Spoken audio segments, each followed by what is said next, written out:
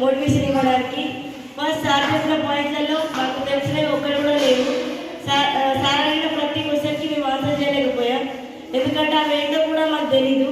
Sir వచ్చి మాకు చెప్పేంత వరకు మేము ఇంత టైం వేస్ట్ చేసినామన్నది మాకు తెలిసింది.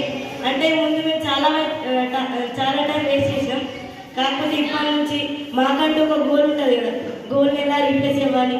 సార్ చెప్పిన ప్రతి పాయింట్ మా మైండ్లో రీప్లేస్ అవుతుంది. అంటే మనం టైం వేసిన ప్రతిసారి అంటే మనం గోల్ని రీప్లేస్ చేసుకుంటాం కదా, దాన్ని చూసిన ప్రతిసారి మన గోల్లో ఏం చేయాలి అన్నది మనకు గుర్తవుతుందని సార్ చెప్పారు. మళ్ళీ సార్ చెప్పిన ప్రతిదీ కరెక్టే, మళ్ళీ మాకు అన్నీ యూస్ఫుల్ అవుతాయి.